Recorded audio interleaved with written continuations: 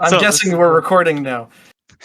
This is the third place playoffs blitz, a tiebreaker match. So it's all gonna come down to a couple of brief sparring matches, groups of two, in order to account for the white versus black advantage, and let's see how it gets on. So it appears that the first game is going to be Jakkamaster with the white pieces and the Minstrel Boy with the black pieces. This is Blitz, so it's going to be lightning fast.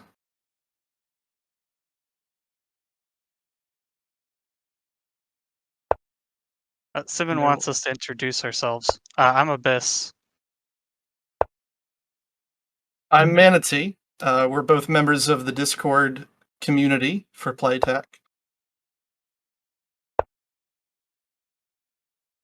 So it looks like they're going for a mirrored opening. That's probably a wise thing, given their experience level and the fact that it is Blitz. So strange openings probably lead to more thought, and therefore more clock time being used.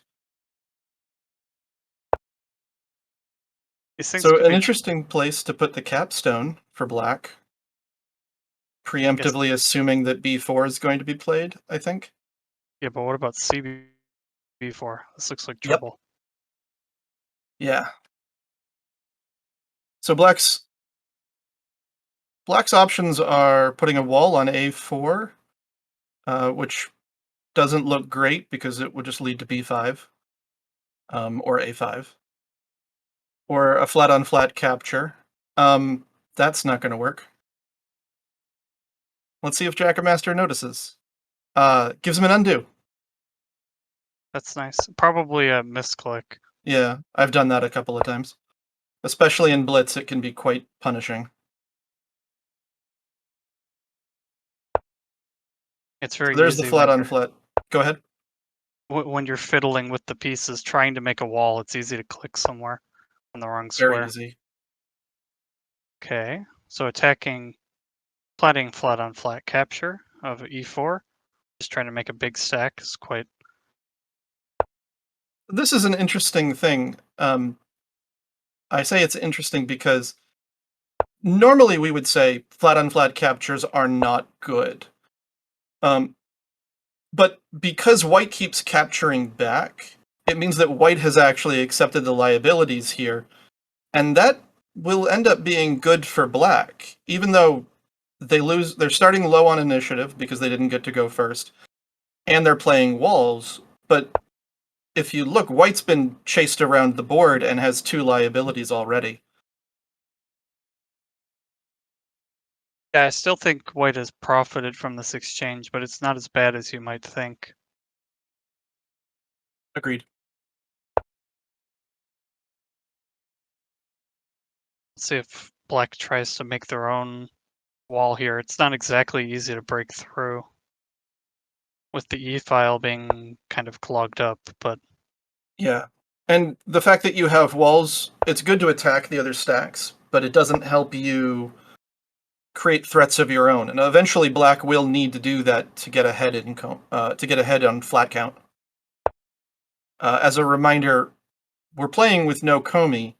If you don't know what that term means and you are just joining us, we have a couple of jargony terms, and I'm sure that Simon is going to put a link to some of the TAC University, the relevant TAC University courses that you can watch on YouTube to catch up. Suffice to say, if no one makes a road by the end of this game, then the person who has the most flats on top of stacks wins.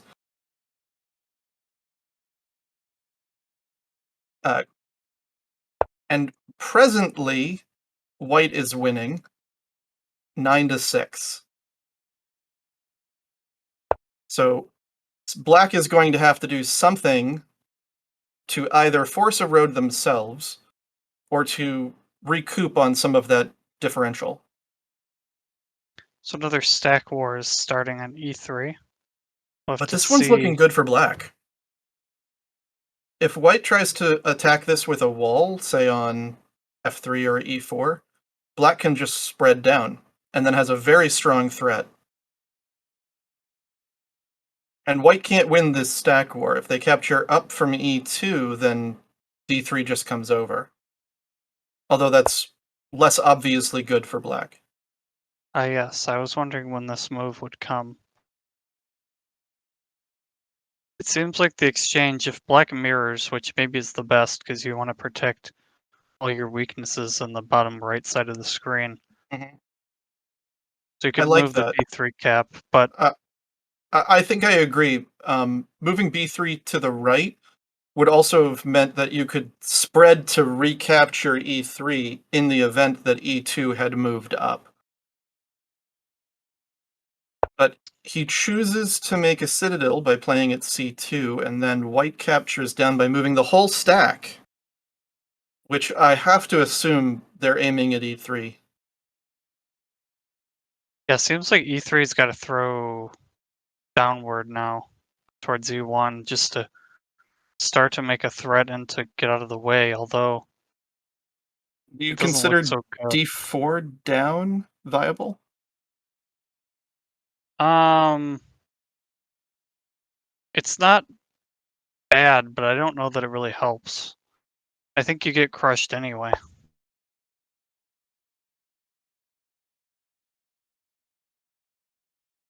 This obviously is precarious too, though.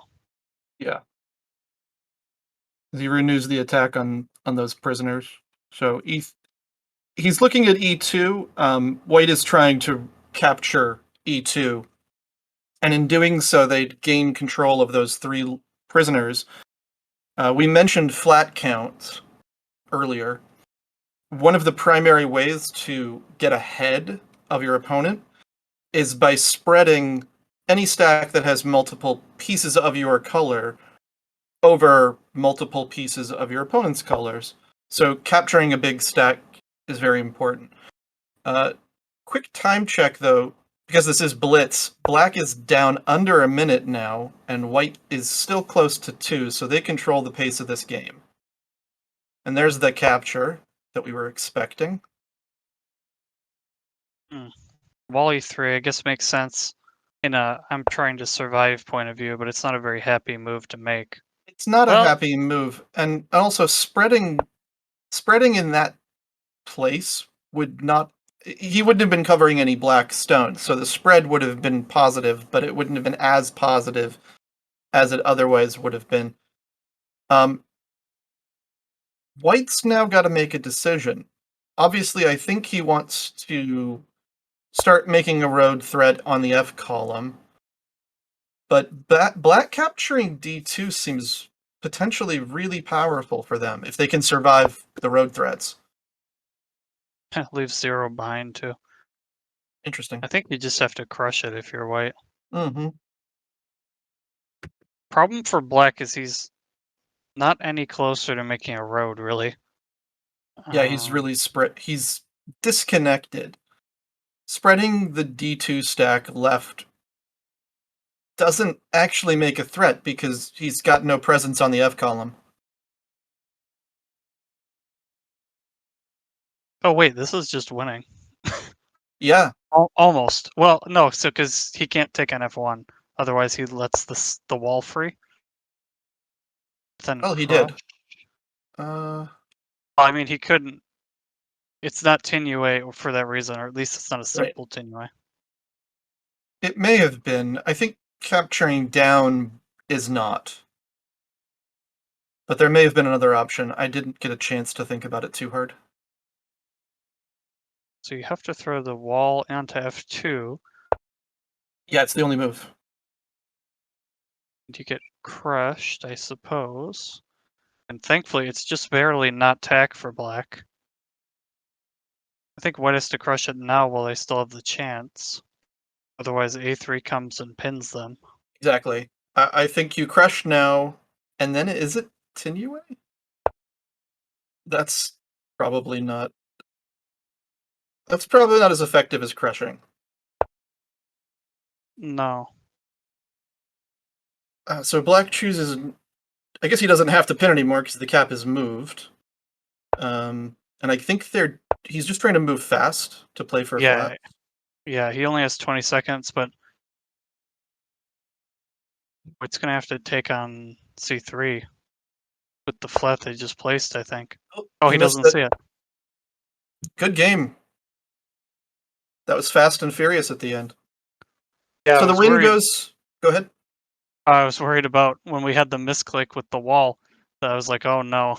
But this Yeah, ended that up was a being a much. pretty interesting It was a game. much better game than it could have been if that misclick had gone through.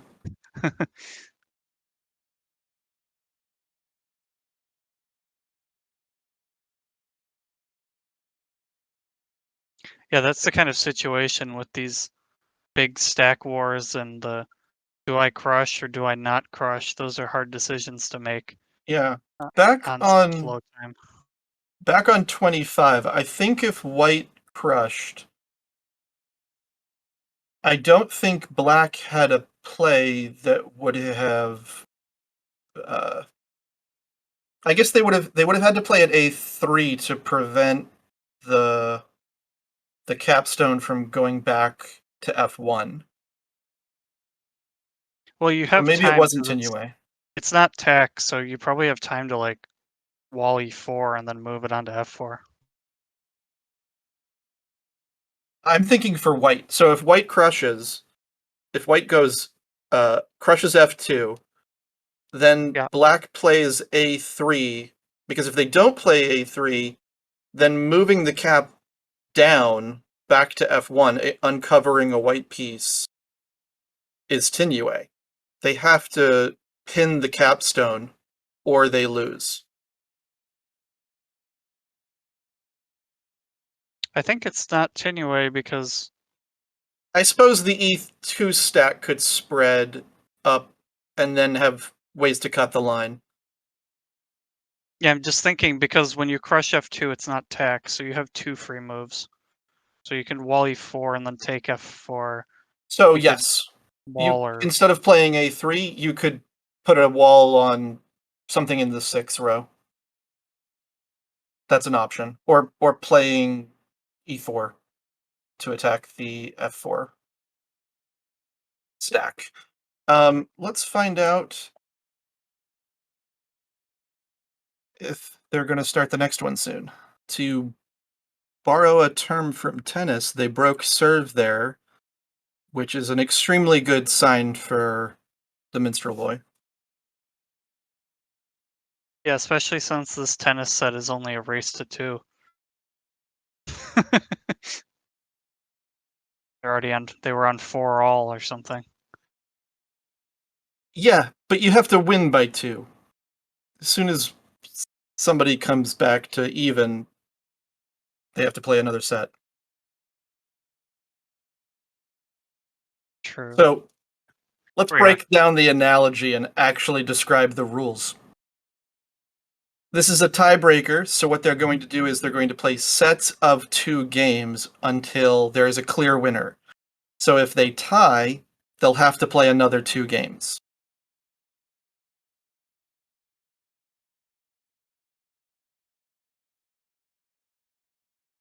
Do we know what the longest tiebreak has been? I assume it's mine and No Hat. How many was yours? Oh, it looks like they're starting again. 6 or 8. That was probably the longest one.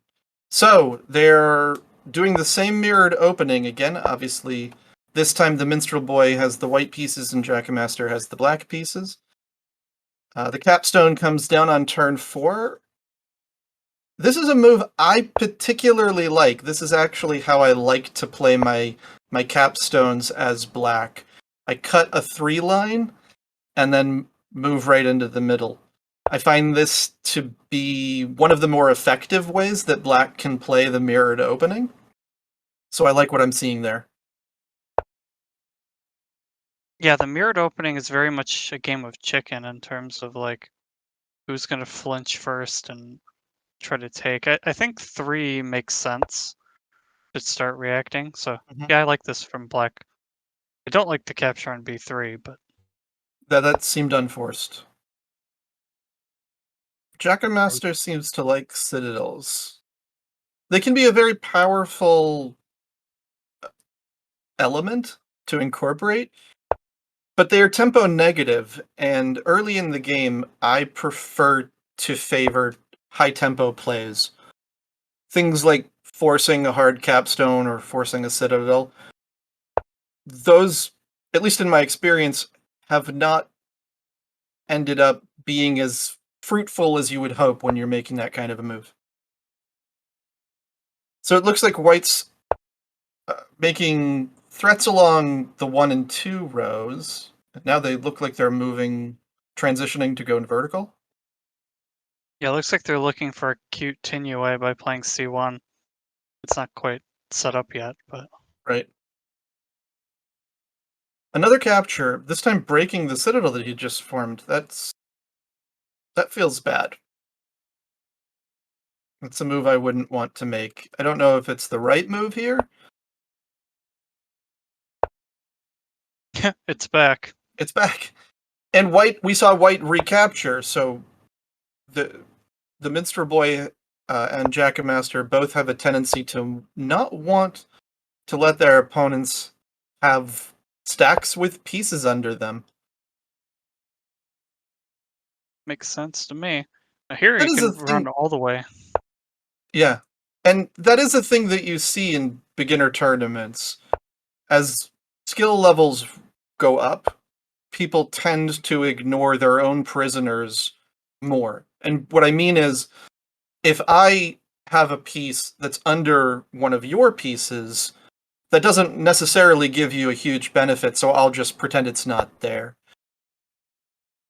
With beginner games, they tend to, I guess, they seem to think, that's mine, I want it back.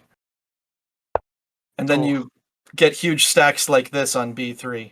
And this, I don't want to belittle this. This makes for a very complicated, tactically hard position where there's a lot of options at play for both players. not for black. In this case, White can't make use of the whole B3 stack. It's pretty zebra striped, so he doesn't have access to all of the allied colored pieces in that stack. Remember, they can only, and obviously Abyss, I know you know this, but for the viewers, you can only pick up 6 of those pieces. So there's a chunk at the bottom that Black knows has to stay there if that stack were to move. I was just laughing at zebra strip, that's all.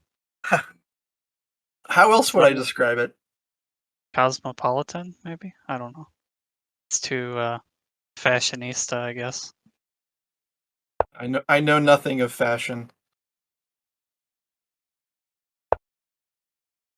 I think cosmopolitan's a legit word on its own, but it's just the fashion magazine these days. Okay, so Black has sort of shut down White's immediate initiative, but the problem is Black just has nothing going for them at all. Agreed. I think Black's problem right now is not threats from White, but just the flat count. You've got 8 versus 4 right now, so Black has a lot of work to try and come back from this. I think B1 is important here.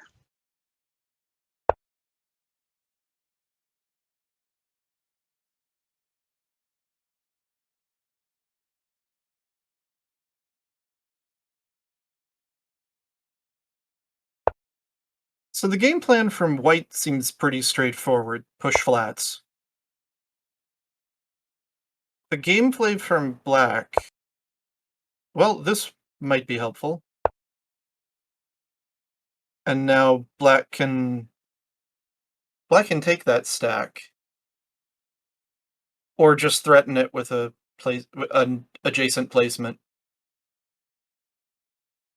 And that's what they're going to need if they want to crawl back into this. Oh, another wall.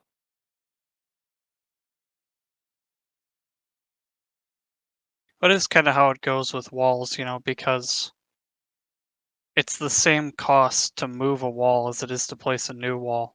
So In general, I favor placing a wall over a flat-on-flat capture. I think it's almost always the better move. I would But say here we were usually. Yeah. comparing placing a flat versus placing a wall, and in that case, I try to place flats when possible. Okay, so white spread down and black captured over onto c3. So now black has an opportunity to start making that flat count difference smaller.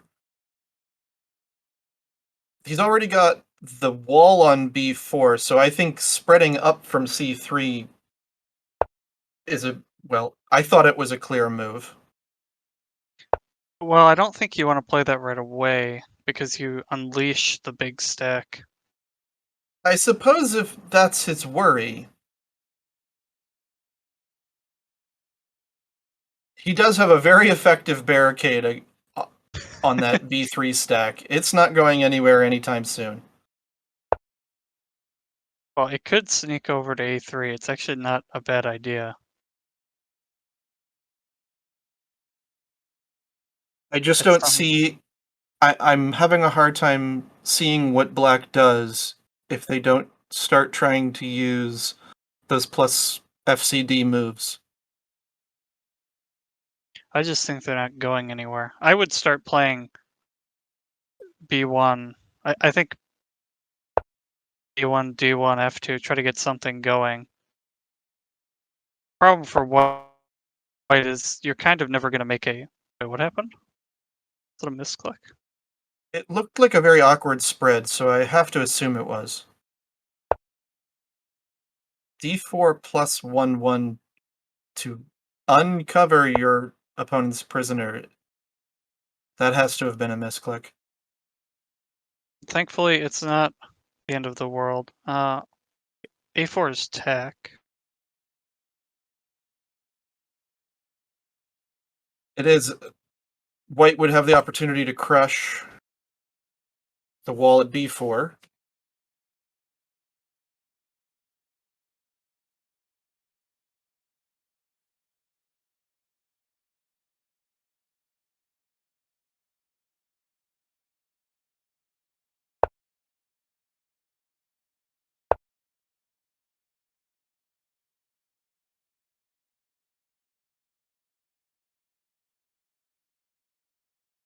I agree with you, though. I think black's game plan should be to try to build a road thread on the one row. Although we see another big stack, so maybe black can take advantage of this. So It's he a moves the little, capstone over. The capstone wasn't doing much at c2. And there we see a4. So it's a let's little see concerning though. for which. For black, the free moves are going to keep coming. True. You have to I worry think about black c3 getting crushed too. I think black has to be very careful now. I don't think black saw it. So the Minstrel Boy is now up 2-0 and has taken the win. So congratulations to the Minstrel Boy for finishing third place in the beginner tournament. It was well earned. That was black was trying to be scrappy. White was ahead the whole game, right? But black was trying to, you know, fight for it and say this is blitz, so my opponent might do something wrong or get freaked out and run out of time. But they held their nerve and converted Yeah, nicely. I agree. The Minstrel Boy played a very good game there. Pushed flats, had control of all the stacks, made all the road threats. Black was on their back foot the whole game. Yeah, and it's not just a matter of in this game. It's not just that black missed the attack. Even if black parries the attack, it's a very bad position. So doesn't really damage the quality of the game. So I've been super impressed with all of the beginner tournament games that I've managed to catch. I think we've got a good group coming up and I can't wait to see what the finals have in store for us. Yeah, the beginner tournaments are always fun to see. You know, just getting people interested in tech right from the get go. They're going to try to improve, and I think, you know, if you're not in a tournament, there's not as much of a push. Um, you know, it's not like chess or something where there's this, you know, maybe social pressure, like um, you know, your friend plays chess and you want to beat them or something like that. In tech, community's smaller, so I think the tournament is really good for giving us that sort of drive to make something happen. All right, so I think we're going to sign off. And Simon, I know you're listening. Is there something that we need to do at this point? Plug the Discord. If you like Discord and you If you like like tech, tag, if you want to join the community, check out the links on playtag.com. They'll direct you to all of the community websites, our Reddit group, our Discord server, and come join. Come talk to us about tech. We're very friendly and we have lots of fun there. and if you miss Simon and you want to hear his voice again, like the good old days, then you can go to his YouTube channel and Yeah, we should enjoy that. plug the YouTube channel. There's lots of good content on, probably at this point you'll be watching this on the channel, but check out the other videos. There's great learning content and some great games from other previous tournaments. And if you do like Simon's voice more than ours, I'm sure he'll be back next week. Thanks for watching.